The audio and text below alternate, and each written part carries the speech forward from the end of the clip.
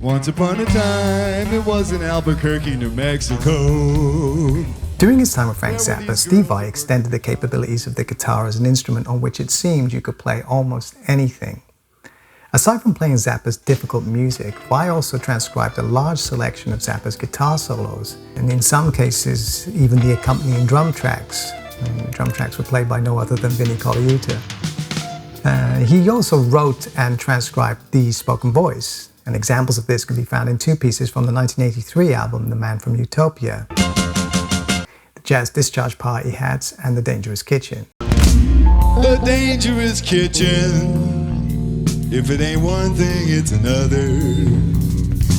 In the middle of the night. As you can hear from the recordings, it sounds like Zappa is speaking and singing at the same time. Zappa referenced this as a technique called Sprechstimme, and it was first used by Arnold Schoenberg back in 1912 in a piece called Pierrot Lunaire.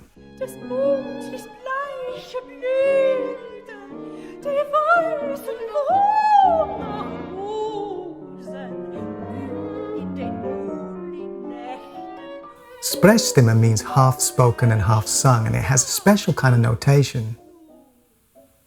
If we were to write in music notation form, somebody talking, giving a speech, or telling a joke, or laughing, what would it look like, and how would you do it?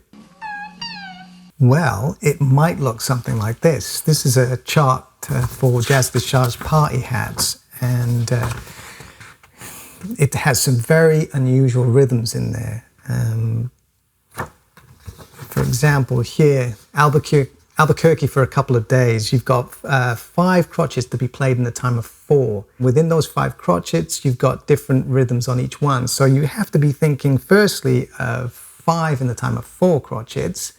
Then on each one of those crotchets, the 5 in the time of 4, you then have to divide again and think of 3 triplet figures on the first, second, and third beats, and then 11 in the time of 8, or 11 in the time of 2 crotchets on beats 4 and 5.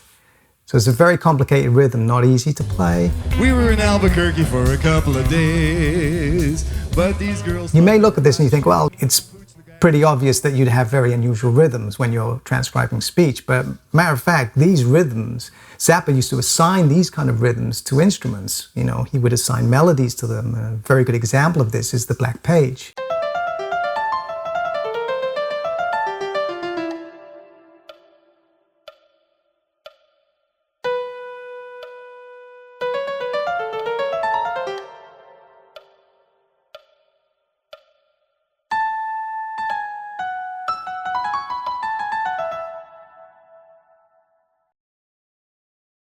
Okay, so how do you do it? Well, in a minute I'll show you one way you could do it. But it's not an easy task. And this is because when we speak, we're not accompanied by a steady pulse. And the rhythms in our speech are all over the shop. So what you have to do is impose your own pulse, your own tempo, if you're transcribing speech. So one way you could do this is by taking the first few syllables or the first few words of the speech and use that to set the tempo. There may be some rhythms reminiscent of quavers or semiquavers, and you just use that to guide you to set the tempo at the very beginning. Once the tempo has been established, all the rhythms in the speech thereafter will conform to the tempo you set at the very beginning of the speech. I'm going to transcribe a small section from a standard performance by the great George Carlin. But there is no time. There is no time. I don't mean there's no time. I mean there's no time. When the hell is it? We made that whole thing up. There's no time. We made it up. It's a man-made invention time. I'm just going to look at how I would approach transcribing that, how I would write this speech in music notation form. The first thing I've got is the section, the first part of the section on a loop. But there is no time. But there is...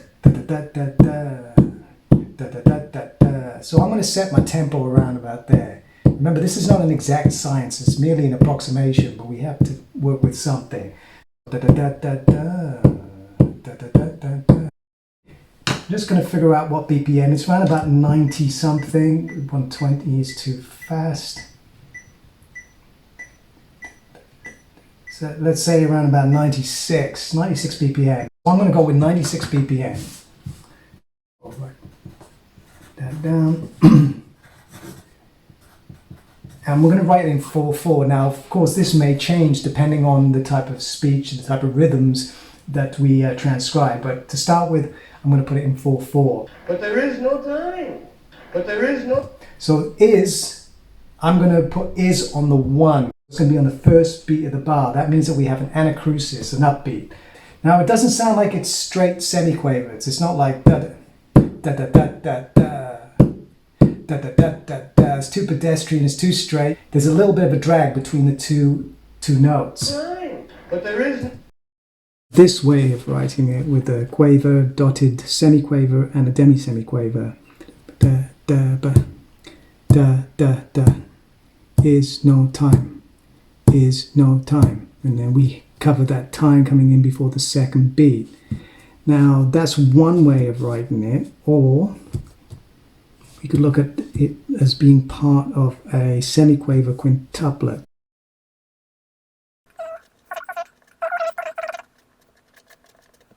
There is no time.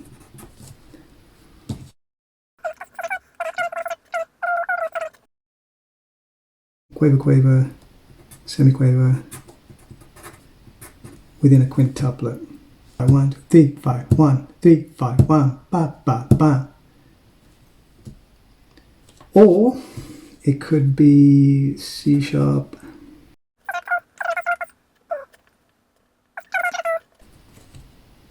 semiquaver triplet.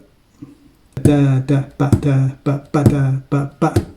Again, here we're taking into account for that time, which comes in just before the second beat. And again, here, it's quite a drop. As his voice breaks, the next note, where the hell is it, is much lower. We made that whole thing up. When the hell is it? We made that whole thing up. When the hell is it? We made that whole thing up. When the hell is it? We made... It goes from the C down to a B flat. That whole thing up. When the hell is it? We made that whole thing up. When the hell is it? We made that whole thing up. Da, da, da, da.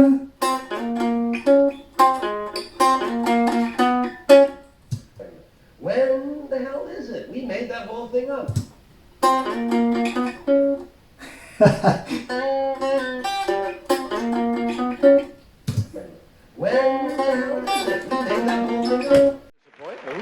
But there is no time. There is no time. I don't mean there's no time. I mean there's no time.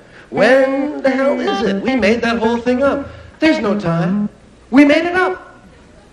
It's a man-made invention time. So this is one way you could do it if there's no backing accompaniment. Now in the Dangerous Kitchen and Jazz Discharge Party Hats, there's tempo. Jazz Discharge Party Hats is about 135 BPM.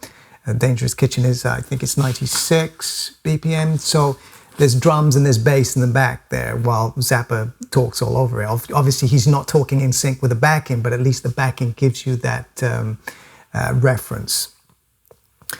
Steve Vai also transcribed a speech that wasn't accompanied by backing tracks. So for example, on his solo album, So Happy, there is no steady pulse to that. It's just the spoken word. I always want the sun to shine.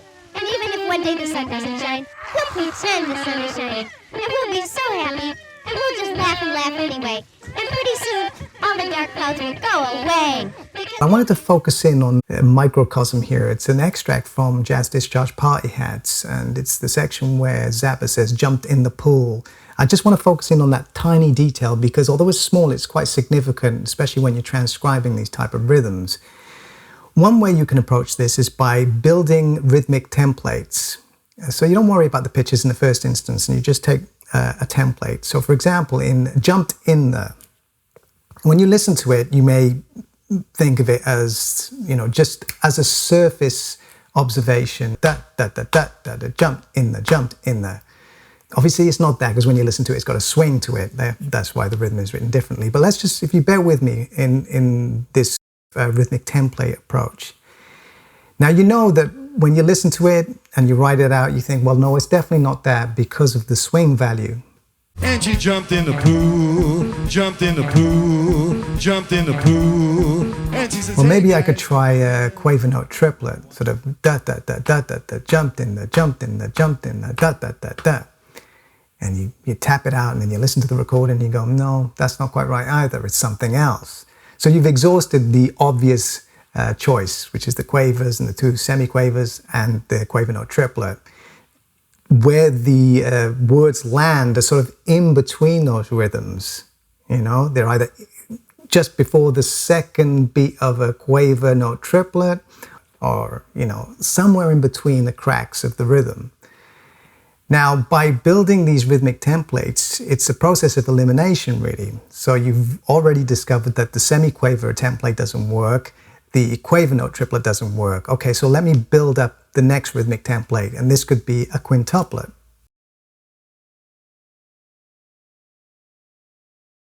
As you can see, you're extending the possibilities by having 5 notes played within the time of 1.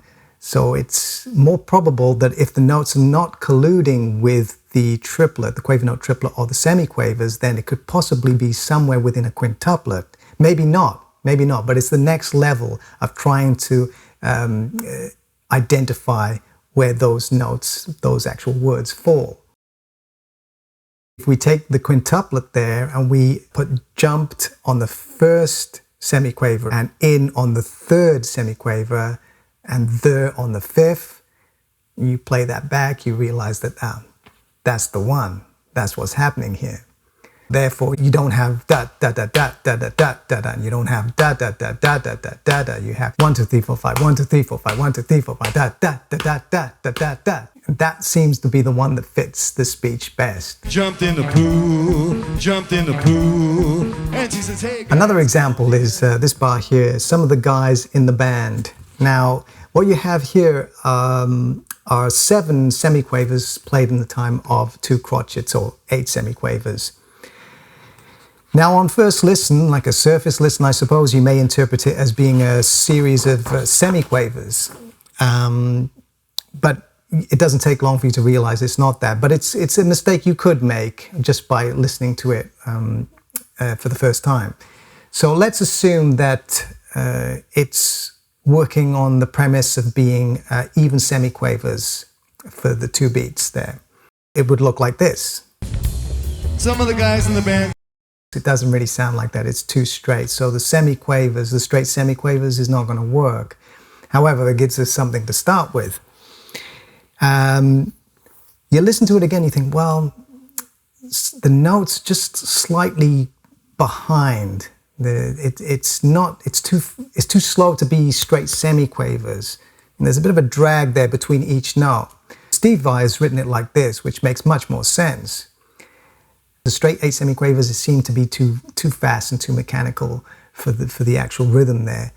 By putting 7 semiquavers in the time of 8, it stretches the rhythm 1 2 3 da da da da da da da da da da da 1 2 3 4 1 2 3. The 7 semiquavers spread over the 8 semiquavers.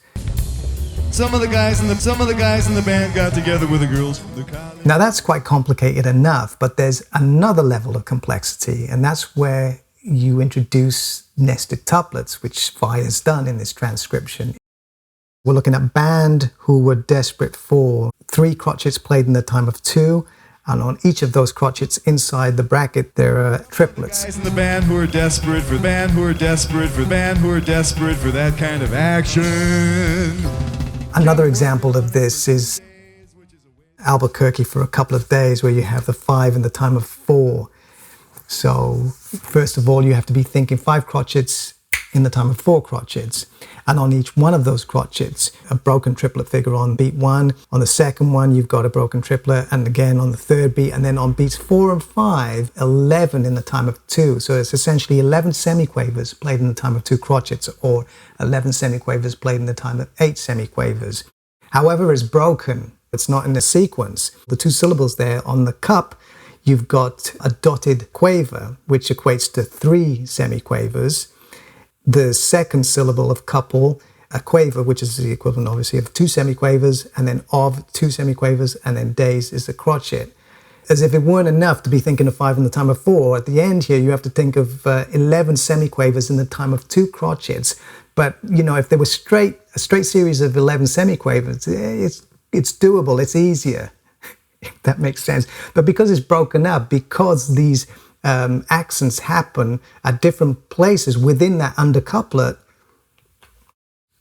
that's difficult. That's why Zappa's music is difficult. It's not just that this is, you know, it's all speech, so obviously it's going to be weird. I mean, his music with, you know, the bands had to play this with specific notes, you know, in the compositions that he wrote. So it's a serious level of complexity.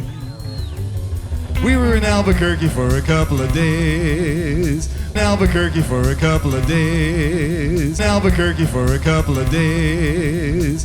But these girls thought they were... Whenever I've attempted to transcribe speech, I've always encountered this strange thing. It's when you take a section, if you're just trying to transcribe a section or a small part of the speech, and you have it on loop, the more you listen to it, the more it starts to sound like music, you know, like musical tones. And I always found that quite interesting. And I remember reading a while back about a psychologist called Diana Deutsch, who had written about the speech-to-song illusion. Apparently she was editing some audio and she had to loop some part of the audio, some part of her speech. And she realized as she was, you know, looping it, that it started to become musical. The speech became musical. I mean, this is something that Vai would have known back in the 80s. You know, he just didn't write about it. The same with Brazilian musician Hermeto Pascoal. It's more of an instinctive thing. You just get on with the job. You don't really think about theorizing it in that way. So Diana Deutsch in 1995 wrote about this, articulated it, I suppose, that the more you listen to a specific section of speech, the more it becomes musical. The sounds as they appear to you are not only different from those that are really present, but they sometimes behave so strangely as to seem quite impossible.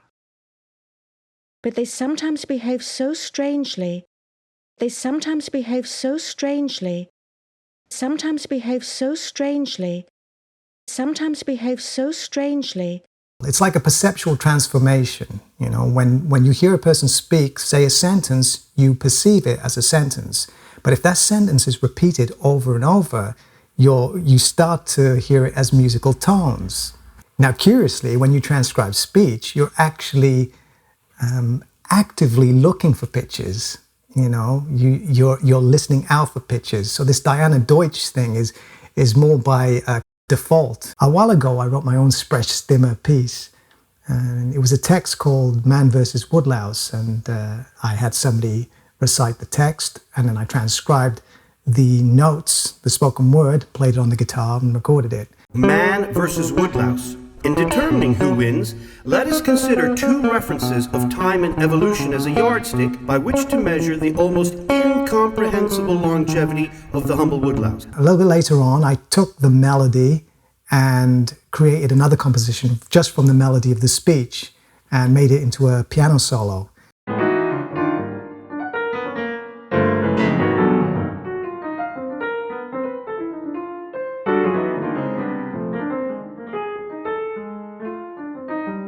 I also harmonized the notes with these fixed intervallic densities, these big chords that would move around following the melody.